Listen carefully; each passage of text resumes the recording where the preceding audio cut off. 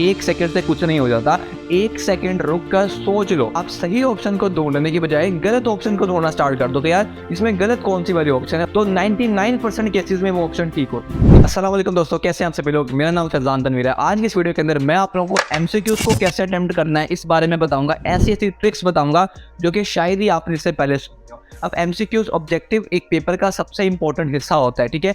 आप अभी किसी भी बच्चे को देख लो, आप अपने आप को देख लो, आप किसी दोस्त को देख लो, उसके जहां पर भी अगर नंबर कट रहे होंगे तो वो ऑब्जेक्टिव टाइप होगा। एमसीक्यूज के अंदर वो नंबर काट रहा होगा, उसके अंदर नंबर वो खा गया होगा। तो आप लोग कैसे अपने एमसीक्यूज के अंदर अपने आप को स्ट्रॉन्ग कर सकते हो, कैसे अगर आपको कोई एमसीक्यूज नहीं भी आता है उसके अंदर कैसे सही ऑप्शन लगाकर आनी है, सब चीजें आपको इस वीडियो के अंदर पूरी मिलने वाली है। आप लोगों ने बस एक काम करना है, इस वीडियो को आराम से बैठकर देखना है। टाइम आप लोगों ने एक सेकंड स्किप नहीं करना है इसका, ठीक है। आपको हेल्प होगी। और दूसरा ये कि ये सिर्फ आपको बोर्ड एग्जाम के अंदर ये स्किल हेल्प नहीं करेगी, बल्कि आप इसे आगे जब एग्जाम दोगे, आप एंट्री टेस्ट एग्जाम दोगे, बोर्ड एग्जाम दोगे, कंपेटिटिव एग्जाम दोगे, उसके अंदर सारा कुछ ही एमसीक्यूज बेस्ड होता है। तो तब आपको ये चीज़ बहुत ज़्यादा हेल्प करेगी। आप उस टाइम मुझे याद कर रहे हो क्या। तो आप लोगों ने इस वीडियो को पूरा वॉच करना है, दोबारा से कह रहा हूँ। तो चलिए वीडियो को स्टार्ट करते हैं। अब सबसे पहले बात हम करते हैं, ठीक है। हम एक टाइप की कैटेगरी के सवाल को ही ज़्यादा मेन फोकस करेंगे, ठीक है। यानी कि उसी से आपको मैं सारी बातें समझाने की कोशिश करूँगा। लेट्स से कि आपको एक सवाल आया, ठीक है, ये आपके पास सवाल आया, ठीक है, उसकी आपके पास ये मैंने सवाल लिख दिया, ठीक है। लेट्स से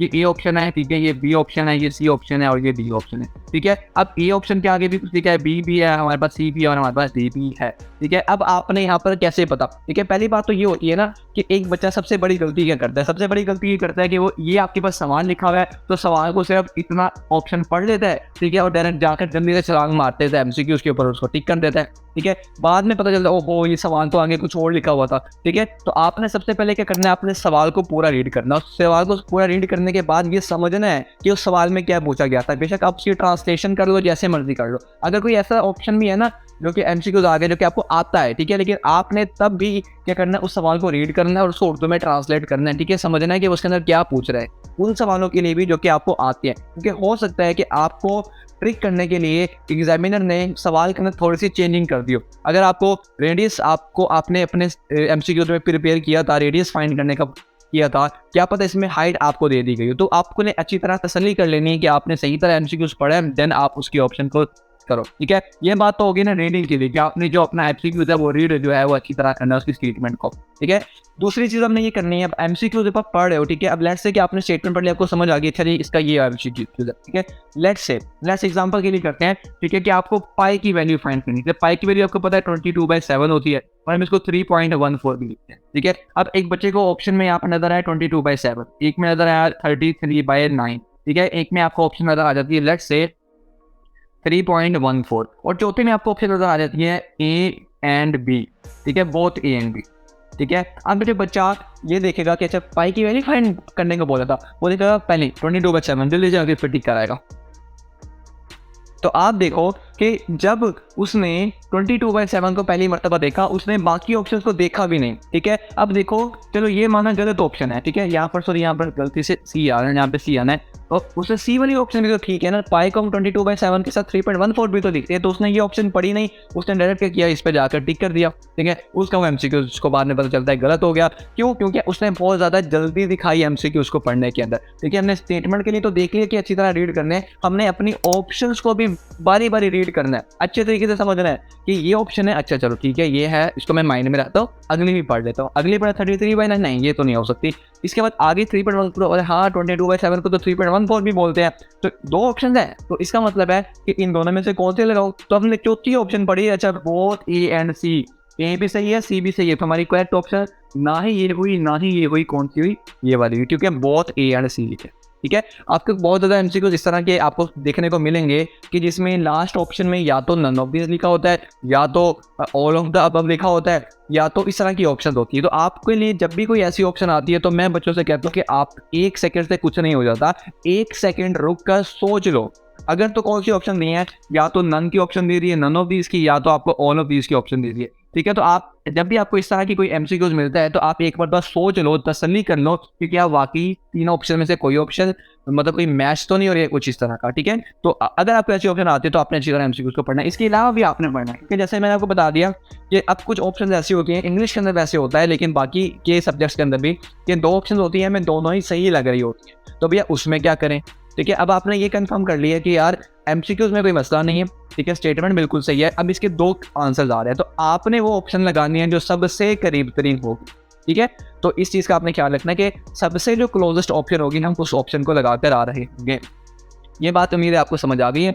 इसके बाद अगली चीज़ की तरफ बढ़ते हैं कि भैया एक एमसीक्यूज़ है हमें आता ही नहीं है। ये तो हमने इस केस की बात की है कि अगर आपको एमसीक्यूज़ आता है और आप उसमें गलतियाँ कर देते हो, मैंने आपको वो गलतियाँ बता दी हैं। लेकिन अगर एक ऐसा एमसीक्यूज़ आ जाता है, लेट्स से मैंने उसको पहले कभी देखा नहीं, हाँ, टॉपिक में पढ़कर गया हूँ, ठीक है, लेकिन मुझे ये समझ नहीं आ रही कि ये एमसीक्यूज़ आया कहाँ से बन गया ये ऑप्शन, ठीक है। तो इस केस के अंदर हम क्या करेंगे, हम ए ऑप्शन दिया है, बी ऑप्शन दिया है, सी ऑप्शन दिया, डी ऑप्शन दिया, ठीक है। हम सबसे पहले क्या करेंगे, हम बच्चे यहाँ पर मैं पहले मिस्टेक बता देता हूँ, ठीक है, ताकि मैं मिस्टेक पहले इसलिए बता देता हूँ ताकि आप लोगों को पता चल जाए कि यार पास्ट में इतनी मिस्टेक्स बच्चे कर आए हैं, तो वो आपने नहीं करते, ठीक है। बच्चे मिस्टेक क्या करते हैं, वो देखना शुरू करते हैं, अच्छा पहली ऑप्शन है यार, उसको सोचना शुरू कर देते हैं, फिर दूसरी ऑप्शन को भी सोचना शुरू कर देते हैं कि यार ये सही होगी कि नहीं होगी, पहली ऑप्शन को भी ये सही होगी कि नहीं होगी, तीसरी ऑप्शन को भी सोचना शुरू कर देते हैं, टाइम उस पर ज़्यादा लगा देते हैं कि यार ये सही ऑप्शन है या नहीं, यानी कि वो सही ऑप्शन के पीछे जा रहे होते हैं, जिसकी वजह से अब देखो जब मैं सही ऑप्शन की तरफ जाऊंगा, ठीक है, लेट्स से एग्जांपल के लिए करते हैं, ठीक है, ये हम पर इसको खत्म कर देते हैं, ठीक है। मैं एग्जांपल के लिए करता हूँ कि मैंने कोई भी एमसीक्यू आया था, मेरी ऑप्शन ये वाली करेक्ट है,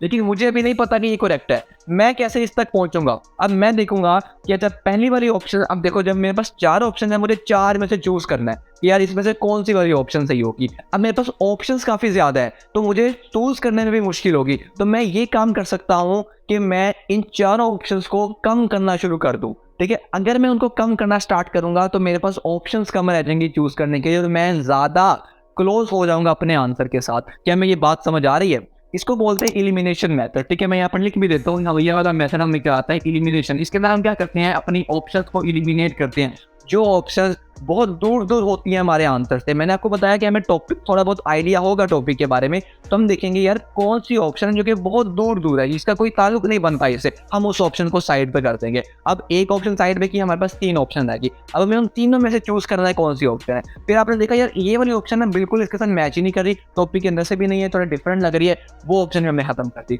अब हमारे पास रहेगी 2, लेट्स से कि मैंने इसको भी एलिमिनेट कर दिया, ठीक है, मैंने इस वाले ऑप्शन को भी एलिमिनेट कर दिया। अब मेरे पास रह गई ये 2 ऑप्शन।